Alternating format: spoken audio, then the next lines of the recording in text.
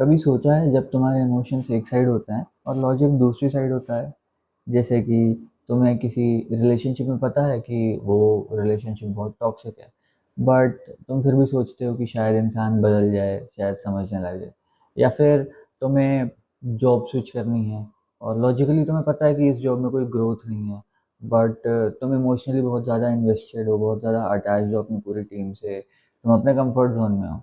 या और एक बहुत ही छोटा एग्जांपल अज्यूम कर लेते हैं कि तुम्हारी कोई किसी के साथ बहुत अच्छा बॉन्ड है और तुम्हें पता है कि वो इंसान तुम्हें इग्नोर कर रहा है, but still you are pushing yourself emotionally कि ठीक है, कोई बात नहीं, मैं ही बात कर लेता हूँ। ऐसे हज़ारों एग्जांपल्स जहाँ तुमने खुद को पाया हो कि तुम इमोशंस और लॉजिक के बीच में बहुत ज़्यादा फंसे रहते हो।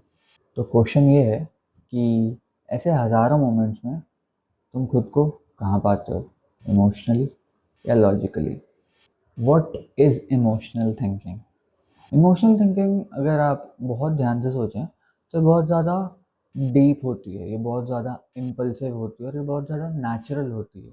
मतलब कि अ, हम कुछ भी किसी चीज़ को रिएक्ट कर रहे होते हैं, जो भी हमारा रिएक्शन होता है मैक्सिमम ऑफ द टाइम, अगर एक नॉर्मल इंसान के पर्सपेक्टिव में देखा जाए तो वो बहुत ही ज़्यादा इमोशनल रिएक्शन होता है। चाहे तुम्हें मैनेजर ने कुछ अगर अग्रेसिव या ऊंची आवाज़ में बोल दिया हो तो तुम वहाँ पे बहुत ही एग्रेसिव वे में रिएक्ट कर रहे होते हो, which again is a part of your emotion.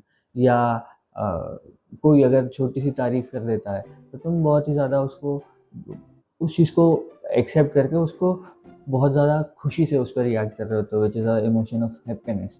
ठीक है। या फिर ऑल ऑफ अ सडन अगर तुम किसी ग्रुप ऑफ पीपल में बैठे हुए हो, एक जगह सब लोग बात कर रहे हैं और सब चले गए, तुम वहाँ पे अकेले रह गए, तो you feel a sudden emotion of loneliness. तो बेसिकली ये जो तुमने इंस्टेंटली फील किया, ठीक है, ये जो तुमने बहुत इम्पल्सिव वे में और ये जो तुम्हारा बहुत नेचुरली बाहर आया, ये होता है हमारा इमोशनल थिंकिंग। ये आती क्यों है? ये डेवलप होती है on the basis of our past experiences. जो भी हमारे प्रीवियस एक्सपीरियंस रहे, चाहे हैप्पीनेस का हो, चाहे सैडनेस का हो, चाहे लोनलीनेस का हो, चाहे कैसा भी वो जो जैसा भी इमोशन आपने ऑलरेडी एक बार फील कर रखा है, उसके बेसिस पे ये जो हमारे इमोशंस हैं ये ऊपर आते हैं। तो एक मेरा ही पर्सनल एग्जांपल है, me staying in a toxic friendship. Class fourth में जब हम थे तो तब एक दोस्त आया था हमारा, और हम साथ में बैठते थे, खेला कूदा करते थे स्कूल में, और इवन स्कूल के बाद भी हम लोग स्टे कर रहे होते थे। तो ऐसे होता था कि हमारा काफ़ी अच्छा बॉन्ड था, बट वो हमें लगता था। फिर धीरे धीरे धीरे धीरे जब पढ़ाई में एग्ज़ाम्स होने लग गए, टेस्ट्स होने लग गए, वहाँ पे वो साइलेंट बैटल इनिशिएट होने लग गई।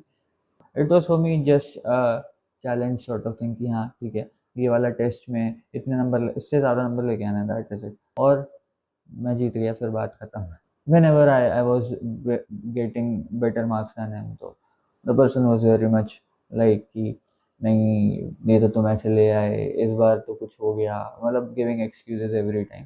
और वो हमें ना बहुत ज़्यादा इंट्रिग करता था, मतलब it used to make me furious sort of कि कभी तो मान जा भाई। वो जितनी बार भी हमने सोचा कि चलो ठीक है अब छोड़ देते हैं, ये दोस्ती ख़त्म करते हैं, हर बार at the end of the day I found myself letting the other person be the way they are because of my emotional attachment, my emotional investment into that bond.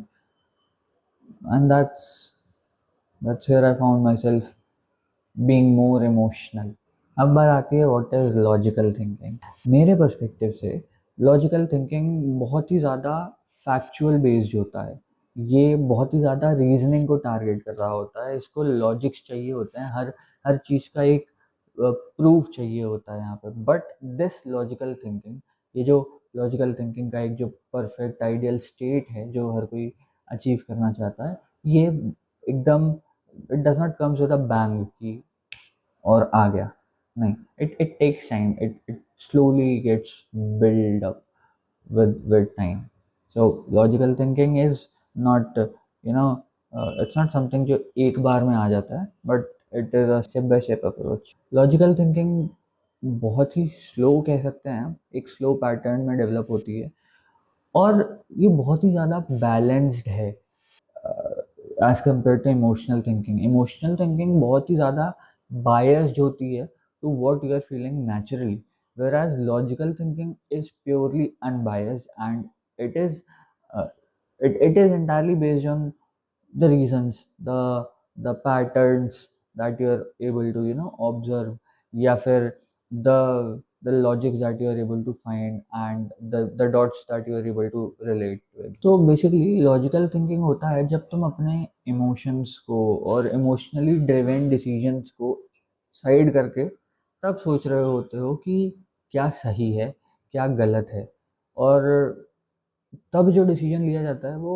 काफ़ी ज़्यादा सर्टेन होता है, काफ़ी stable decision होता है, और काफ़ी balanced outcome होता है इसका। मतलब बहुत ही ज़्यादा ऐसा नहीं कि इमोशनली आपने बहुत ज़्यादा हैवी डिसीजन ले लिया है ना? नहीं, इट्स लाइक जो लॉजिकल थिंकिंग में जो डिसीजन लिया जाएगा वो बहुत ही ज़्यादा जांचा परखा नापा तुला वाला डिसीजन होता है। सो लेट्स टेक एग्जांपल कि करियर का एग्जांपल ले लेते हैं कि लेट्स सपोज तुम किसी जॉब में हो, किसी ऑर्गेनाइजेशन का पार्ट हो, और वहाँ पे तुम्हारी टीम से बहुत अच्छी बॉन्डिंग है, ठीक है, तुम्हारी मैनेजर से बहुत बढ़िया बॉन्डिंग है, एकदम यारी दोस्ती वाली, चाय पीने जा रहे हो, लोगों के साथ सुट्टा फूकने जा रहे हो, ठीक है, और बट डीप डाउन तुम्हें ये पता है कि यहाँ पे ग्रोथ नहीं है इस ऑर्गेनाइजेशन में, या यहाँ पे वो ग्रोथ नहीं है जो तुम चाहते हो, ठीक है।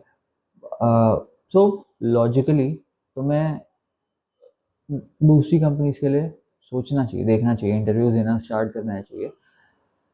और अगर तुम दे रहे हो वो interviews, if you know this thing, you know this fact and you are on it, you are taking those actions, that means you are thinking it very logically, and not only thinking it, you are implementing that logical thinking as well. तुम procrastinate नहीं कर रहे हो बैठ के।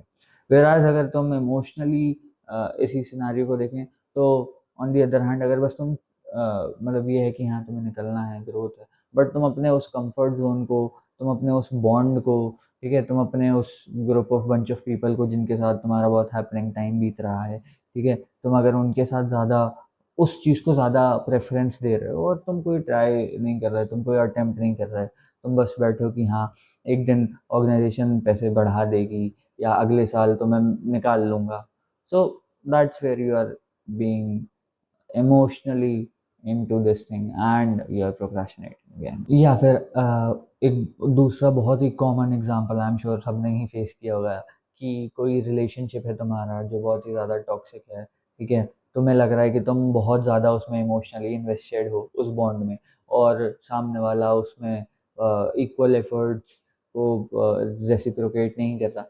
सो in that case एक logical decision ये है कि ठीक है, यहीं तक था, अब I will give preference and respect to myself and peace to my mental health, और वहाँ पे आप उस बॉन्ड को एंड कर देंगे। That is a logical thinking.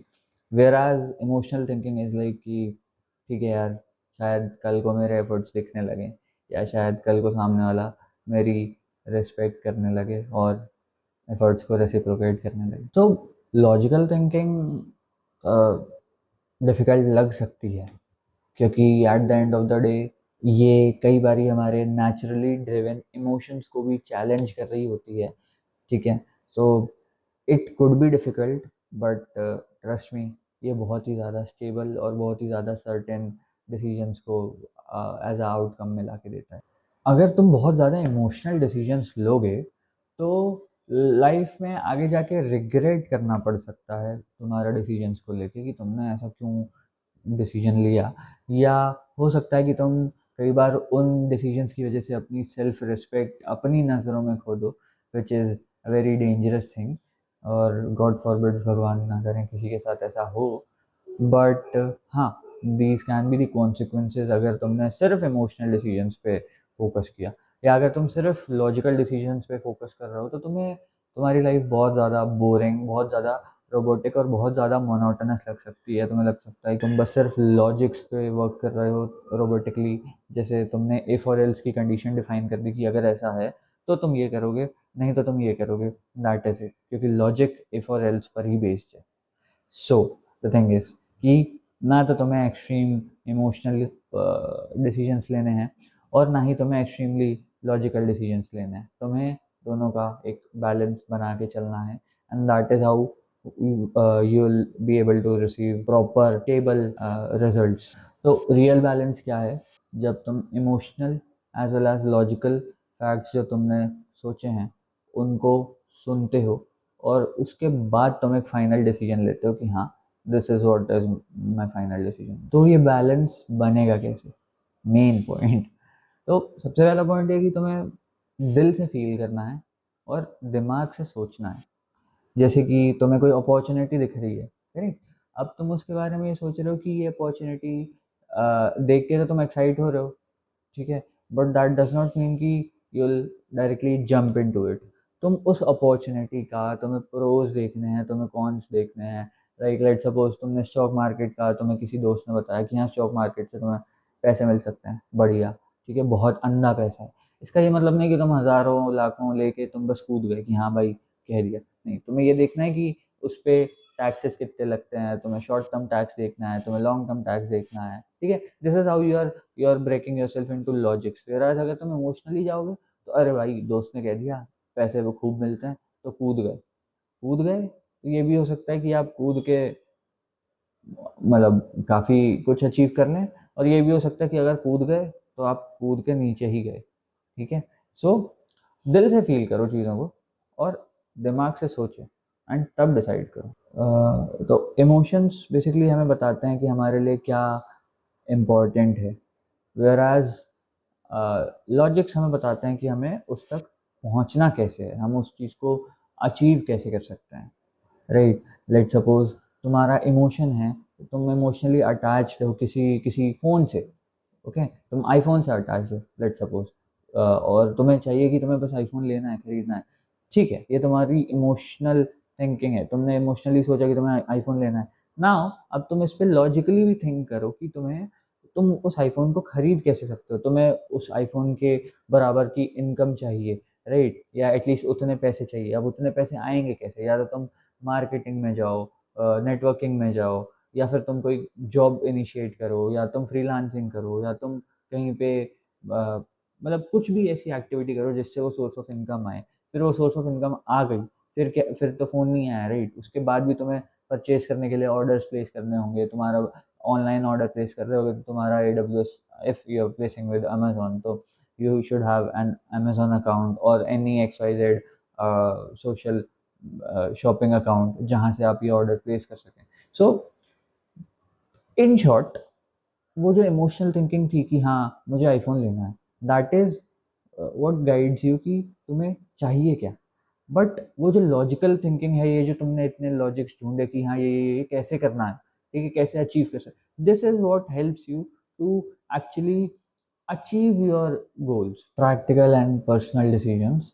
सो कोई इमोशन अगर तुम्हें बहुत ही ज़्यादा लॉजिकल लगता है तो उसे कभी इग्नोर मत करो, या फिर तुम बहुत ही ज़्यादा इमोशनल हो तो उसे थर्ड पर्सन पर्सपेक्टिव से सोचो। यही एक इमोशनल मैच्योरिटी है। हमने पर्सनली यही फील किया है कि ज़िंदगी का असली विजडम यही है कि तुम्हें पता होना चाहिए कि कब इमोशनल होना है और कब लॉजिकल होना है, ठीक है। इसका ये मतलब नहीं कि तुम इमोशनल मत रहो, बट इलॉजिकल होना भी गलत है।